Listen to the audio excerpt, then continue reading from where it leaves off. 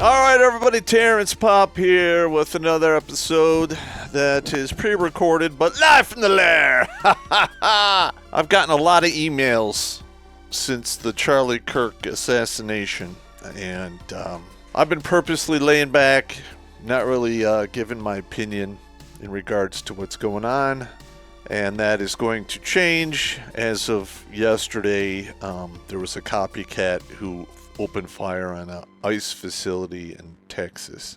Had this similar writing on the cartridges. I don't know if these people are watching 40K because the Emperor's Space Marines have all kinds of stuff on their equipment, armor to make it better or whatever. I don't know. It's weird, but I get it. People did similar things during World War II when they wrote sayings on bombs. They did the same thing on virtually all of the wars, writing messages on cannon rounds and what have you. It's kind of crazy, but, the left actually thinks they're in a real war here. And we've seen the recruiting across the college campuses basically for the past 10 years actively. And I would say passively for another decade before that. And it's spilled over into the high schools, and I would say it goes all the way down into the grade schools. So that is a problem. You're going to need to fire all kinds of teachers and professors and administrators at some of these colleges that have allowed this stuff, and schools and colleges that have allowed this to get out of hand the way it is.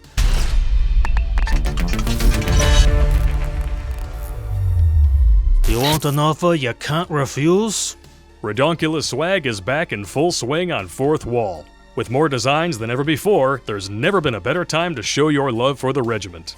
After all, variety is the spice of life, and it's good to have a wide selection. Sometimes it's a spread brown eye kind of night, sometimes it's girl on girl time. Click on the link tree in the description or scan the QR code on the screen and you can pop in. Ha! Gay! To see our fun designs on everything from shirts to mugs to stickers to pint glasses, patches, laptop sleeves, hats, and more. Because everyone needs new clothes for the gay cruise, right? Just make sure you bring a straight friend to cover your six. Now, if you're just the first time watching this, I'm a 33-year veteran. I served as an infantry guy, paratrooper, airborne ranger, Green Beret. And then the last third of my service, after I was thoroughly broken and depleted, they put me to work as an intel analyst and civil affairs. That's basically where Green Berets go to die. All right, now we are in an asymmetrical warfare. If you like it or not, we are literally having a low-intensity conflict inside the United States. And it was being fought on the propaganda side, and dare I say, in the psychological and spiritual side for quite some time, and it's now spilling over into the real world. And I was watching some of my news today, and apparently there are organizations on colleges that are using some of the phrases that were written on the bullets used to let's just be honest, to kill Charlie Kirk, as recruiting slogans for yet more people. Let's just let that sink in there. Now, we have the loose, gay, butt-twerking queer community, and those are all their words. I'm just repeating them back to them. And the ones that are the real, I would say, leftist fruitcakes are the trans community. They're already living in a delusion. That's what it is. If you think you're something that you're not, it's a delusion. And it doesn't matter if you think you're in the wrong sex, the wrong body, if you're a furry or something else. It's a delusion and it's a mental illness. It is what it is. Now, I hope those people get help. I really do. I don't want to see any more people get zeroed out or put horizontal permanently. But in times like this, unfortunately, things happen. I'm just telling you, I've lived through 3 wars. I've seen it firsthand. I know how it works. In regards to Antifa, Let's just be honest. They've been hiding behind the myth that it's not organized, it's decentralized, there's no leaders. Okay. Well, in Green Beanie Land, when you're taught tradecraft, you understand how that works. Basically, in the beginnings of a civil war, revolution, what have you, you have to break everything down into cells. And the cells should not know about each other. That way, if one falls, they can't topple the entire stack of dominoes. Now that Trump has declared Antifa as a terroristic organization, because let's just be honest, that's what it is, there are things in the works. Now, I don't have any direct information. I don't have anyone in the know that can give me this because right now it's being held close to the chest. It's classified. But I played that game long enough that I know exactly what's happening, and I'm going to tell you right now.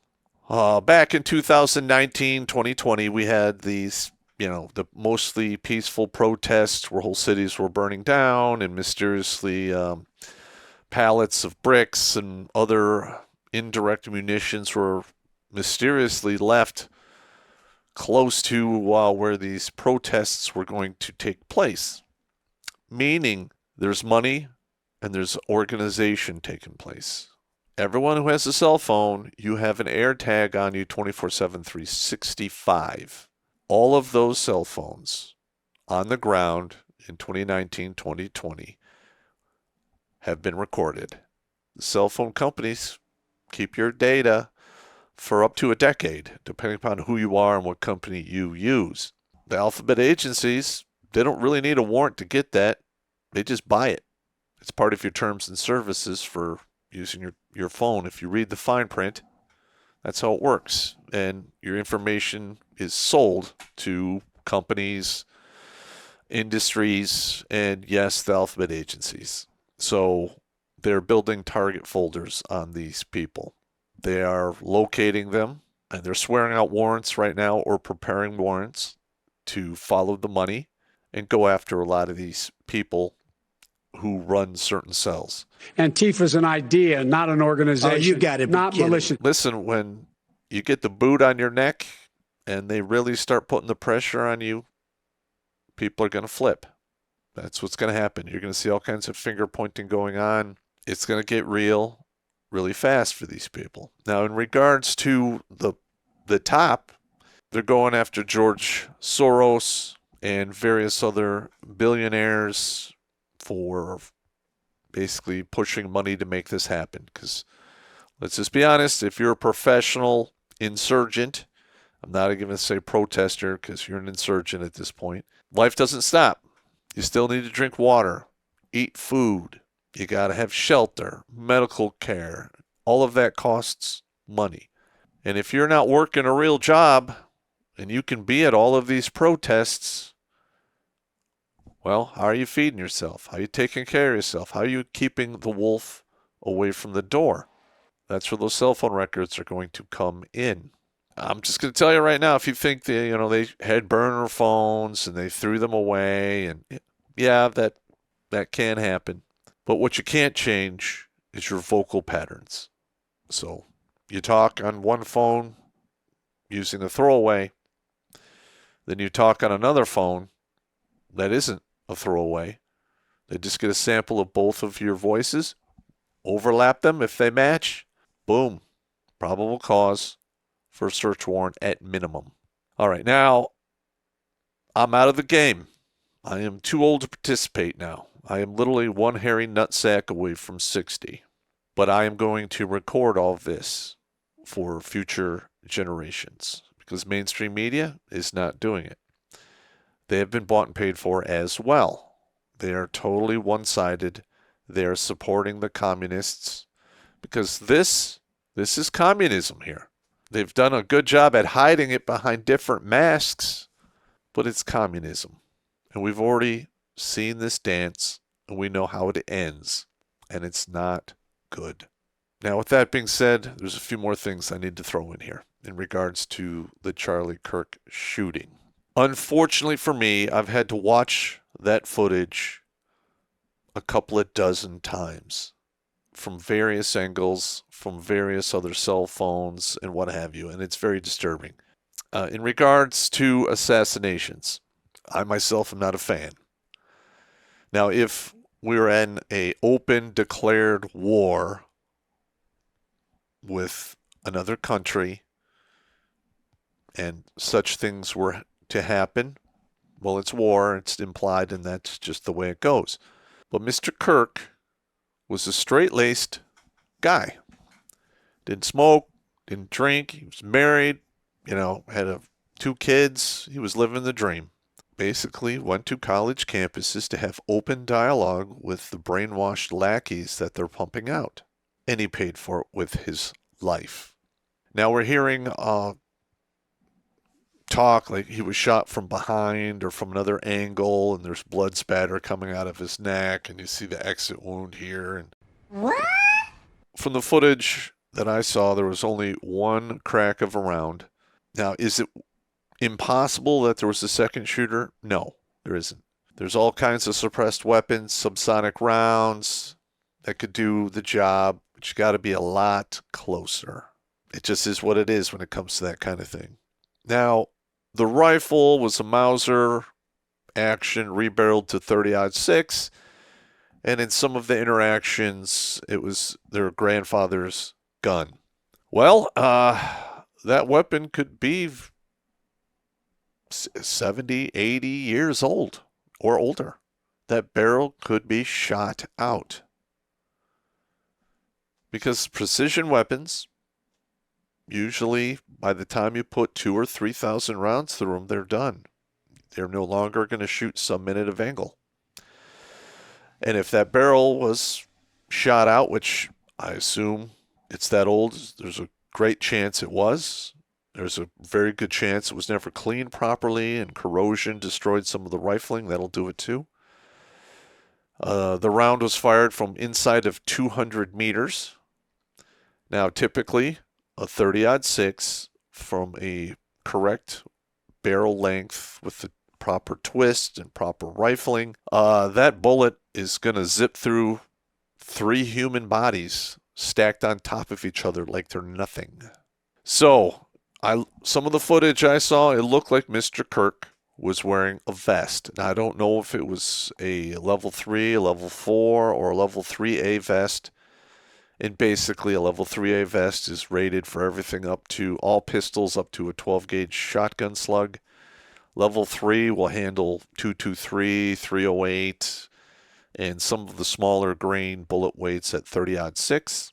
And a level 4 catches pretty much everything else minus 50 cal BMG or ultra fast, heavier bullets, i.e. 300 PRC. You got the Chi Tech, what have you, the 375 Norma Magnum. But those are top-of-the-line precision sniper weapons or bench guns. All right, so I think, and I haven't seen the information on this, and I could be wrong. When I originally saw it, I assumed it was a 223 platform because they're very easy to get. And my assumption was correct that the round was fired from inside of 300 meters. It looks like it was fired from anywhere from 130 to 160 meters, depending upon where he was on that particular rooftop. And a lot of the other things the media is not talking about is Mr. Kirk was actually underground. If you look at the way it works, they had dug out an amphitheater and they had various plateaus, and he was at the bottom. So if it was somebody firing closer, there would be a lot more witnesses to it. So it had to be fired from an elevated position, firing down into where Mr. Kirk was. From the video footage I saw, the assassin got into position, reassembled the weapon, because there's video footage of him walking to the event, walking up the stairs, limping, and what have you. And he basically, from what I have seen, he disassembled that weapon and concealed it, carried it into position, and he reassembled it with the screwdriver, which was left behind and had his DNA and prints on it. And he was using a towel, a black towel, to conceal it. Now, when you watch him leave the scene, you see him run, and there's a portion where he has the towel and he sets it down on the roof with both hands. Then he puts his legs over, grabs the towel, holds it up to drop, but you can see the towel elevated like something's underneath it, which obviously, in my opinion, was the rifle, which was not disassembled. He left the scene and ditched the rifle as soon as he could and had plans to come back to get it. A lot of that information seems a little too convenient, and I am so accustomed to our government and alphabet agencies lying to us that I myself am like, I don't know, until I heard his father turned him in. All right, now when you look at all of the information, my money is on that little shitbag shooting Charlie Kirk. All right, now the thing that's really got me upset is so many people were online on video celebrating his death. For you to get to that level of just absolute derangement, you literally had to elevate using propaganda and whatever other means necessary to fool a large portion of our population into thinking that because Mr. Kirk spoke the truth, used facts, and sometimes fell back on the Bible, that he was the equivalent of Adolf Hitler. Remember the whole punch a Nazi thing? And how it took off? Well, that was pretty much the warning flag for the useful idiots that they're being recruited to do really stupid shit moving forward. It's just that simple. And I've covered this on my show, Redonkulas.com, quite a few times.